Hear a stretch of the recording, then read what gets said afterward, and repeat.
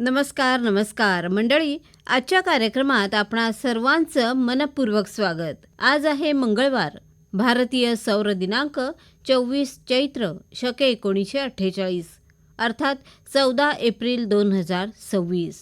मंडळी, आज आहे डॉक्टर बाबासाहेब आंबेडकर यांची जयंती. शिका, संघटित व्हा आणि संघर्ष करा हा मंत्र देऊन त्यांनी आत्मभान जागृत केलं, स्वाभिमानी जगण्यावर भर दिला. आजच्या या दिवशी आपण त्यांना विनम्र अभिवादन करूया. मंडळी, आता ऐकूया आंब्यावरील रोग आणि त्याचं व्यवस्थापन याविषयी डॉक्टर पुष्पा पाटील यांची गायत्री भरणकर यांनी घेतलेली मुलाखत. मंडळी नमस्कार. मंडळी, आता आंब्याचा सीझन सुरू आहे. आंबा हे अतिशय महत्त्वाचं असं फळपीक आहे आपल्या कोकण भागातलं. आपला हापूस आंबा तर जगप्रसिद्धच आहे आणि म्हणूनच आंब्याला फळांचा राजा म्हणतात. अशा या राजाला वेगवेगळ्या रोगांना, किडींना नेहमीच तोंड द्यावं लागतं. पण आपले बागायतदार या रोगकिडींच्या नियंत्रणासाठी सतत उपचारही करत असतात. पण हे उपचार योग्य पद्धतीनं करणं हेही तितकंच महत्त्वाचं आहे. तर या संदर्भातच आंब्यावरील रोग आणि त्याचं व्यवस्थापन याविषयी मार्गदर्शन करण्यासाठी आज आपल्या इथे डॉक्टर बाळासाहेब सावंत कोकण कृषी विद्यापीठ दापोली येथील वनस्पती रोगशास्त्र विभागाच्या प्रमुख प्राध्यापिका डॉक्टर पुष्पा पाटील आलेल्या आहेत. चला तर मग आज आपण त्यांच्याकडूनच याविषयी सविस्तर माहिती जाणून घेऊया. मॅडम नमस्कार. नमस्कार मॅडम. मॅडम, आजच्या विषयाला अनुसरून सुरुवातीला आम्हाला हे सांगा की आपल्या कोकणामध्ये आंबा पिकावर आढळणारे असे महत्त्वाचे कोणते रोग आहेत? कोकणात आंबा पिकावर येणारे महत्त्वाचे रोग हे बहुतेक करून बुरशीजन्य असून पानावरील करपा, शेंडेमर, फांदीमर, पिंक रोग, डिंक्या रोग, फळाची कूस आणि अतिशय महत्त्वाचे म्हणजे मोहरावरील करपा आणि भुरी रोग. बरं, पण मग हे सगळे बुरशीजन्य रोगच आहेत म्हणजे प्राधान्यानं की आणि काही? असं काही नाही. अणुजीवाणू व सूत्रकृमीमुळेही होणारे रोग आहेत, परंतु आपल्या कोकणामध्ये उष्णदमट वातावरण असल्यामुळे आणि जास्त आर्द्रता असल्यामुळे बुरशीजन्य रोगच आपल्याकडे जास्त आढळून येतात प्रामुख्याने. अच्छा, म्हणजे वातावरणामुळेच हे असं होत असतं, बरोबर ना? बरोबर. बरं, आता तुम्ही जे सगळे रोग सांगितलेत त्यातले अतिशय हानिकारक असे रोग कोणते आहेत? त्यातले अतिशय हानिकारक म्हटलं तर आपल्याला मोहरावरील भुरी आणि मोहरावरील करपा हे आंब्यावरील अतिशय हानिकारक रोग समजले जातात. कारण यात मोहर, फुले, फळे याची गळ होत असल्याने उत्पादनात अतोनात घट होते. तुम्ही भुरी रोगाचा उल्लेख केलात मॅडम, तर हा भुरी रोग जो आहे तो कसा ओळखावा? काही लक्षणं दिसतात का? हा रोग ओळखण्यात असे फारसं सोपंच आहे. विशेष म्हणजे भुरी रोग हा प्रामुख्याने मोहरावरच आढळतो. शिवाय कधी कधी आणि काही ठिकाणी तो पानावर सुद्धा आढळतो. मोहरावर ज्यावेळी याची लागण होते त्यावेळी खडूची जी भुकटी असते त्यासारखी पांढरी बुरशीची वाढ मोहरावर दिसते. पानावरची भुरी आपल्याकडे दरवर्षी दिसत नाही, परंतु कधीतरी ती सुद्धा आढळते. यामध्ये कोवळ्या पाण्याच्या खाली बुरशीची वाढ दिसते आणि पाने तांबट वेडीवाकडी होतात. या रोगाच्या बुरशीची वाढ आपण डोळ्यांनी सुद्धा बघू शकतो. मोहरावर पांढरट राखाडी रंगाची भुकटीसारखी बुरशीची ही सुरुवात दिसते आणि जसा जसा मोहर जून होत जाईल तसा तसा मोहर काळपट करडा होत जातो.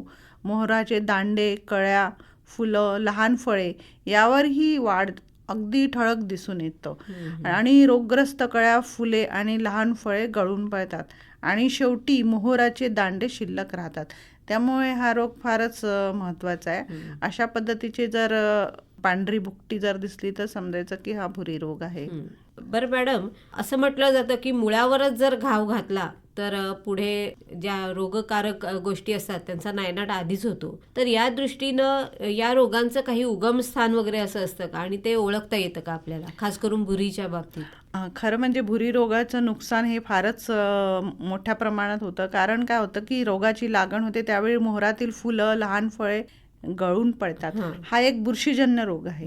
ओइडियम मॅन्जिफेरी ही त्याचं सायंटिफिक नाव आहे. ह्या बुरशीमुळे त्याचा प्रसार होतो आणि काय होतं की भुरीचा उगम मागील वर्षाची जे काही संक्रमित भागातून म्हणजे कोवळी फळं किंवा पाने, देठं ह्यामधनं किंवा मोहर बाहेर पडतो ह्या अवस्थेमधनं होत असते.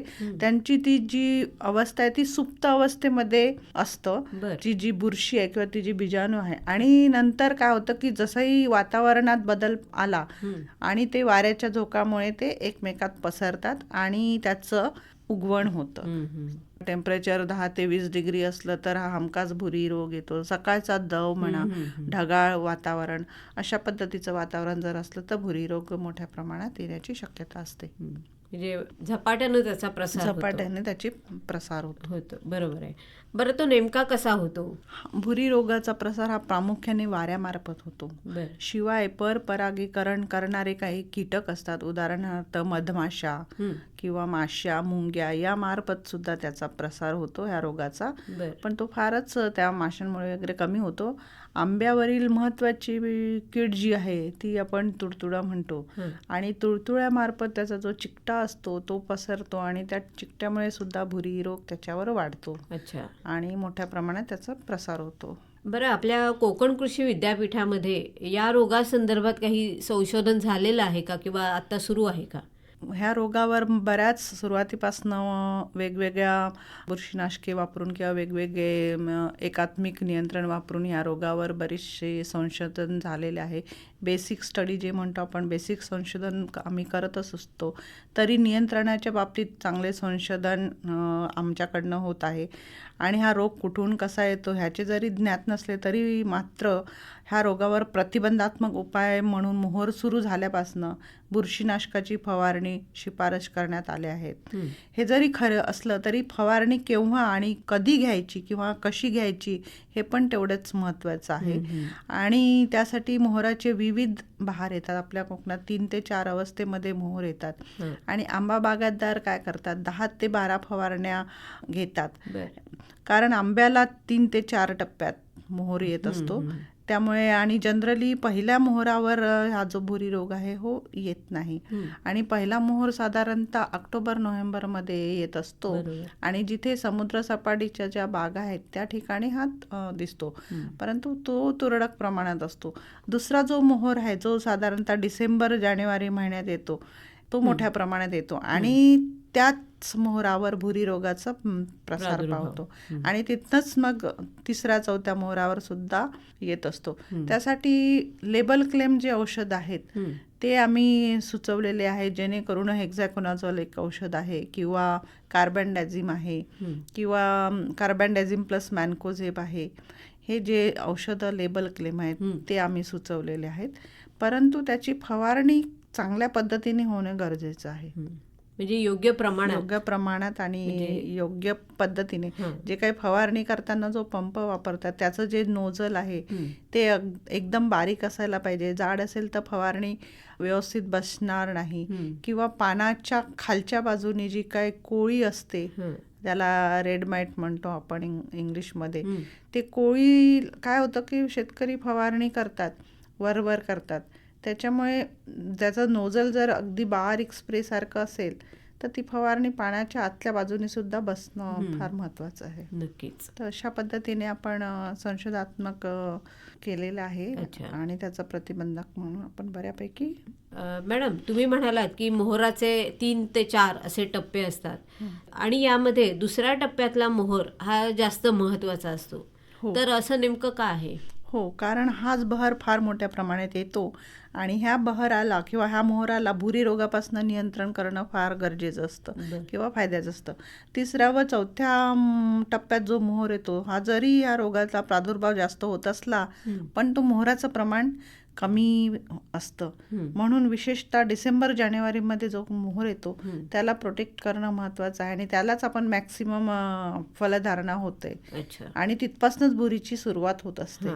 त्यामुळे त्याच्यावर नियंत्रण करणं भुरी रोगाचं फार महत्त्वाचं आहे. आणि जर 3ऱ्या आणि 4थ्या टप्प्यात जरी भुरी रोग येत असतो परंतु तो मोहोराचं प्रमाण कमी असतं.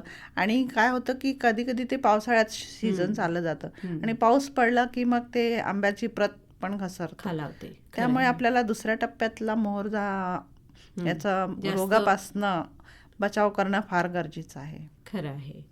बरं, काही शेतकरी काय करतात की मोहोर फुटण्याच्या आधीच फवारणी करतात, तर ते कितपत योग्य आहे किंवा काय आवश्यक आहे का ते? हो, बरोबर आहे तुमचं म्हणणं. कारण मोहोर फुटण्याच्या आधी आम्ही त्यासाठी पहिली फवारणी सुचवली आहे ती मोहोर फुटण्या अगोदरची, ती फक्त आम्ही कीटकनाशकाची सुचवली आहे.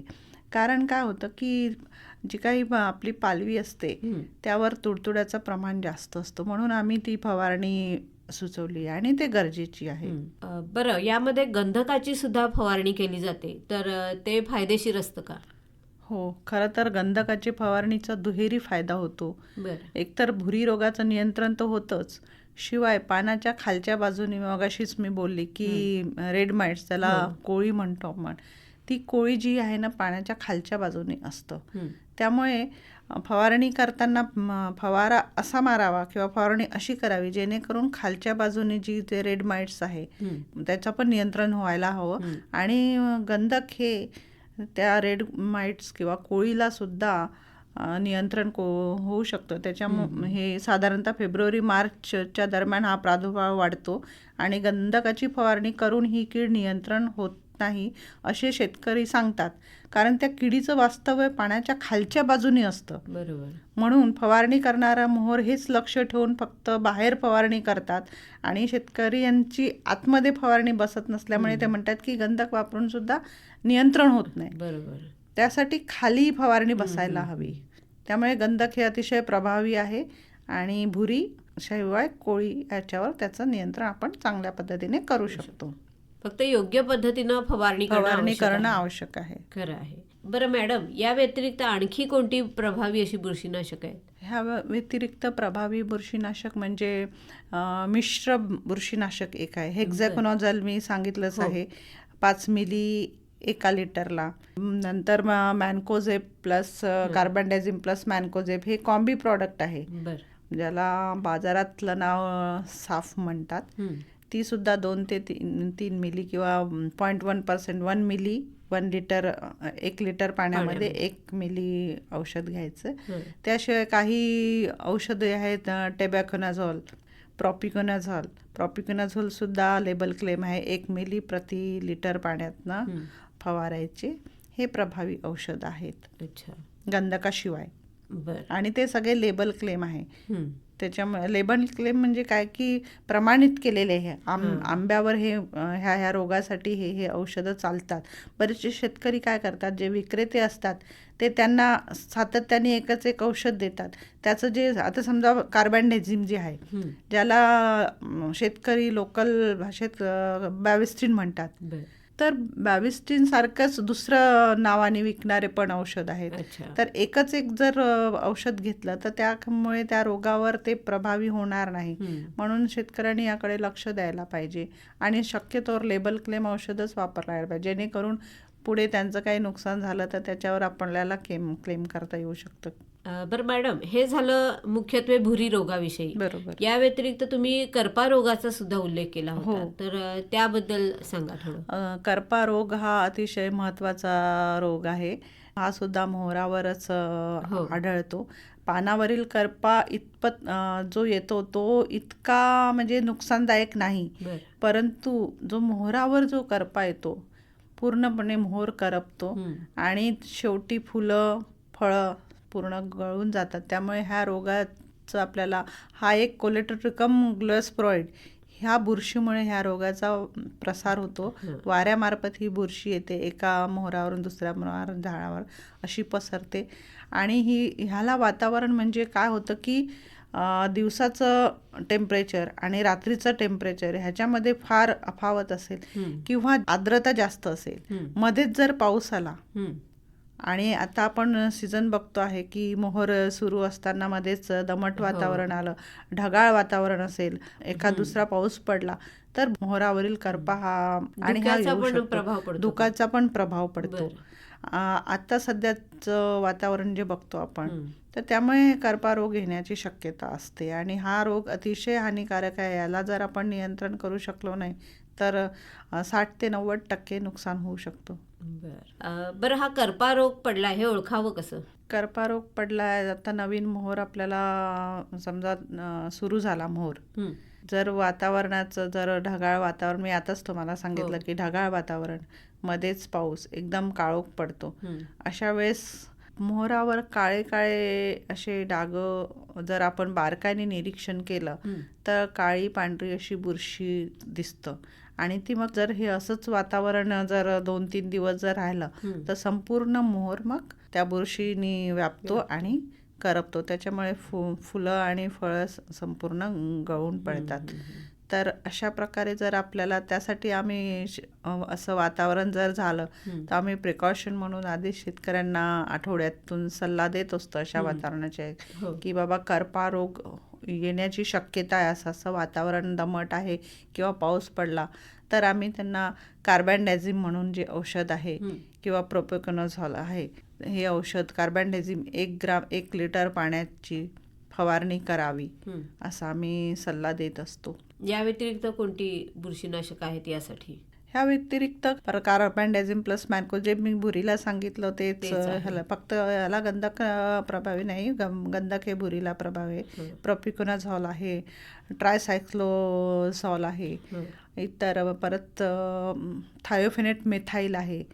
हे प्रभावी औषधं करपा आहे, मोहरावरील करपा रोगासाठी आहेत. अच्छा, बरं मॅडम, अजून एक रोग आहे तो म्हणजे फांदीमर. हो, तर त्याबद्दल काय सांगाल? फांदीमर हा रोग आहे, हा सुद्धा सिव्हिअर व्हायला लागला. 1 वर्षापासून तर 50 वर्षाच्या झाडापर्यंत पण आपल्याला बघायचं. ह्याचं लक्षणं म्हणजे काय होतं की शेंड्यापासनं, ह्यालाच फांदीमर किंवा शेंडामर पण म्हणतो, शेंड्यापासनं फांदी अशी सुकते, काळे आणि तांबूस असे डागं आपल्या फांदीवर दिसून येतात. आणि जर बारकाईने निरीक्षण केलं आपण तर तंतुमय पांढरा असा धाग्यासारखा तंतू किंवा ती बुरशी त्या फांदीवर वाढलेली दिसते आणि परत ती वरपासून खालपर्यंत तांबूस म्हणजे तांबड्या कलरची फांदी होते आणि वाळत येते. अशा पद्धतीचे लक्षणं जर दिसले तर तो फांदीमर रोग. हा पण एक बोटोडिब्लिया थिओब्रोमी नावाच्या बुरशीमुळे हा रोग होतो. अच्छा, मग यासाठी कोणती बुरशीनाशक वापर? जर शेतकऱ्यांना जर अशा पद्धतीची फांदी मेलेली जर दिसत असेल किंवा अशा पद्धतीची सुकलेली दिसत असेल तर सगळ्यात महत्त्वाचं म्हणजे जे काही अशा पद्धतीची फांदी आहे किंवा त्या झाडावर अशा पद्धतीच्या फांद्या आहेत त्या आधी काढायच्या, त्याला तिरपा काप देऊन त्या छाटायच्या आणि त्याचा कुठेतरी जाळायचा, नायनाट करायचा, नष्ट करायचं. शक्यतोवर जाळायला हवं, कारण ते अजून कुठेतरी नेऊन टाकणार म्हणजे त्या ज्या फांदीमध्ये असलेली जी बुरशी आहे ती तशीच सुप्त अवस्थेत वर्ष राहत आणि दुसऱ्या वर्षी परत त्याचा उगम होऊ शकतो. म्हणून शक्यतोवर त्या फांद्या त्या जाळून टाकायच्या. दुसरी गोष्ट म्हणजे जी फांदी त्यांनी छाटली तिरपाच काप द्यायला लागेल. सरळ दिला तर काय होतं की परत समजा पाऊस पडला तर त्याला प्लेसमेंट मिळतं, जागा मिळतं पाऊस तिथे साचायची. म्हणून जनरली तिरपा काप द्यायचा. तिरपा काप केल्याने पाऊस जरी पडला तरी तो निघून जातो. आणि काप दिल्यानंतर लगेच त्याच्यावर बोर्डो पेस्ट किंवा कॉपर ऑक्सिक्लोराइड ह्या पद्धतीचं औषध त्याच्यावर लावायचं. कापल्यानंतर तसंच सोडायचं नाही. जर तसंच सोडलं तर एखादी किडी त्यात आतमध्ये जाईल आणि परत किडीचा प्रादुर्भाव होईल. त्यामुळे पहिल्यांदा तिरपा काप देऊन फांद्या काढायच्या, त्याच्यावर कॉपर ऑक्सिक्लोराइड त्याचं नायनाट लावायचं, फांद्यांचा नायनाट करायचा आणि नंतर संपूर्ण झाडावर कॉपर ऑक्सिक्लोराइड किंवा बोर्डो मिश्रणाचं किंवा त्याची फवारणी द्यायची. अच्छा, तर हे सगळं आंबा काढणीच्या आधीचे रोग झाले. आंबा काढल्यानंतर म्हणजे आत्ताचा जर महिना बघितला तर आंबाची काढणी सुरू आहे. तर काढणी पश्चात असे काही रोग उद्भवतात का? हो मॅडम, काढणी पश्चात 3 प्रामुख्याने एक रोग आहेत जे म्हणजे फळं काढल्यानंतर फळावर काळे डाग येतात, त्याला करपा म्हणतात, फळांवरील करपा. दुसरा म्हणजे ज्याला आम्ही आमच्या सायंटिफिक भाषेत स्टेम एंड रॉट म्हणतो, म्हणजे देठ कुजणे. आणि तिसरा म्हणजे काळी बुरशी. असे आपल्याला 3 प्रकारचे काढणी पश्चात रोग आढळून येतात. तर ह्याच्यासाठी आता आंबे काढण्यापासून आपण शेतकऱ्यांना प्रिकॉशन म्हणून त्यांनी काळजी कशी घ्यायला पाहिजे, आम्ही शक्यतोवर सांगतो की आंबा काढताना शक्यतोवर सकाळच्या वेळेस किंवा संध्याकाळच्या वेळेस तो काढायचा. काढताना देठ आहे बोटभर तरी देठ त्याला ठेवायला पाहिजे. ते देठ न ठेवता काढलं तर तो डिंक जिथल्या तिथे असतो आणि जे देठाजवळ जो रोग म्हणतो ना आम्ही स्टेम एंड रॉट, तिथे रॉटनिंग होतं, चिकट तयार होतो आणि त्याच्यावर मग बुरशी साचतं. जर आपण आळी पिकवायला ठेवतो आपण आंबे तर तीच बुरशी शिरकाव आतमध्ये जाते आणि आंबा कुजतो. हे शेतकऱ्यांनी प्रिकॉशन घ्यायला पाहिजे की देठ काढताना देठ ठेवायला पाहिजे. शक्यतोवर आंबे उन्हामध्ये काढू नये, 10-11च्या आत काढायचे किंवा संध्याकाळी 4 नंतर काढायचे. काढल्यानंतर जे आंबे आहेत ते एका रूममध्ये ठेवायचे, जिथे फॅन वगैरे सुरू ठेवायचा. 1 ते 2 तास काढून ठेवायचे. काही शेतकरी काय करतात की आंबे काढून आणतात आणि लगेच आडीमध्ये टाकतात. ते तसं करू नये. त्याच्यामुळे काय होतं, त्यांना ते नॉर्मल टेम्परेचरला आंबे काढल्यानंतर राहायला पाहिजे. आंबे काढल्यानंतर आम्ही सुचवलेलं आहे की 1 ग्राम कार्बनडेझिम 1 लिटर पाण्यात ह्या पद्धतीचं औषध घ्यायचं आणि 5 ते 10 मिनिटं ते आंबे त्यात बुडवून ठेवायचे आणि नंतर साध्या पाण्याने धुवायचे आणि सावलीमध्ये वाळायचे थोडा वेळ आणि नंतरच ते आडीमध्ये पिकवायला ठेवायचे. त्यामुळे काय होईल की आंब्यावर जो करपा रोग येतो त्याच्यावर आपण 90% आपण त्याच्यावर मात करू शकतो. त्याच पद्धतीने देठाकडे येणारा रोग सुद्धा त्यावर आपण नियंत्रण करू शकतो आणि जी काळी कूज म्हणतो त्यावर सुद्धा आपण नियंत्रण करू शकतो. शक्यतोवर जर उन्हामध्ये आंबे काढले तर काय होतं की साख्याचं प्रमाण जास्त प्रमाणात वाढतं. त्यामुळे ही विशेष काळजी घ्यायला पाहिजे. शिवाय आम्ही बाळासाहेब सावंत कोकण कृषी विद्यापीठाने शिफारस केला तर आंब्याला 52 डिग्री सेल्सिअसच्या पाण्या म्हणजे वॉटर बाथ म्हणतो आपण, त्यामध्ये आंबे डुबवून नंतर आळीमध्ये सुकवाय, हे एक आम्ही एक शिफारस दिलेली आहे. ती सुद्धा शेतकरी वापरू शकतात, जेणेकरून काढणी पश्चात जे रोग आहेत त्यावर आपण नियंत्रण करू शकतो. नक्की. बरं मॅडम, आतापर्यंत तुम्ही जे सगळे रोग सांगितले ते आंब्यावरील म्हणजे मोहरावरील खास करून, तसंच पानांवरील किंवा काढणी पश्चात असे रोग सांगितले, पण इतरही काही रोग असे येतात का? हो, आंब्यावर इतरही रोग आहेत ज्याला आपण डिंक्या रोग म्हणतो किंवा पिंक रोग म्हणतो किंवा आंब्याच्या खोडावरील जो बांडगुळ म्हणतो, हे बऱ्याच बागेत आपल्याला दिसतात. खरं म्हणजे डिंक्या रोग डायरेक्ट मोहराशी निगडीत जरी नसला तरी पण हा खोडावर दिसतो.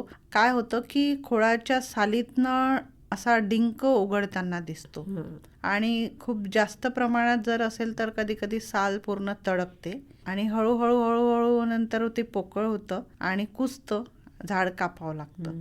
त्यामुळे हा डिंक्या रोग पण तेवढाच महत्वाचा आहे. त्याशिवाय पिंक रोग जे म्हणतो आम्ही, पांढरे पिंकिश कलरचे असे झाडावर खोडावर असे चट्टे दिसतात आणि काळी कूज म्हणतो ते काळे चट्टे असे खोडावर दिसतात.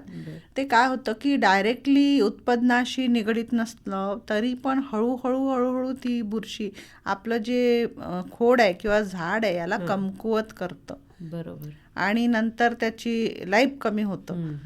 त्याशिवाय बाणगुळ आहे, बाणगुळ जे परोपजीवी म्हणतो ते वाढतं. ते पण शेतकऱ्यांनी म्हणजे त्या बाणगुळाचा नायनाट करायला पाहिजे व्यवस्थित. आणि बाणगुळ काढताना विशेष काळजी घ्यायला पाहिजे.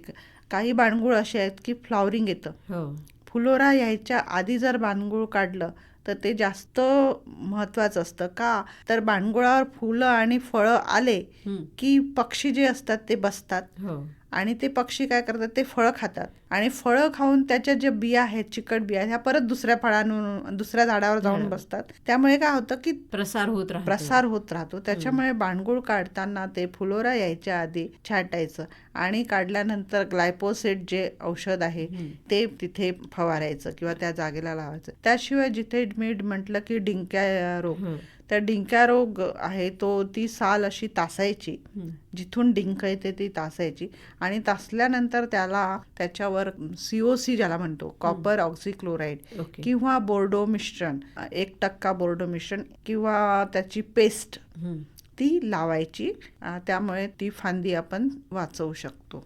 अशा पद्धतीने आपण पिंक रोग, डिंक्या आणि बाणगुळाला ग्लायपोसेट 5 ml 10 लिटर पाण्यामध्ये वापरून त्याची फवारणी करायची. अशा पद्धतीने नायनाट करा. आणि दरवर्षी आता आपलं सीझन संपलं की बागेची साफसफाई करणे अतिशय महत्वाचं आहे. कारण जो काही रोग आणि किडीचा जे काही पालापाचोळा असतो तो आपल्या त्याच झाडाच्या खाली पडलेला असतो. लगेचच जूनमध्ये पाऊस सुरू होतो आणि ती बुरशी जी आहे ते तिथल्या तिथे राहतं. परत दुसऱ्या सीझनला ते तोंड वर काढतं किंवा उगवण होतं आणि अशा पद्धतीने प्रसार पावतो. म्हणून माझा शेतकऱ्यांना विनंती आहे की आपली आंब्याची काढणी झाली की बागेची साफसफाई करणं अतिशय महत्त्वाचं आहे.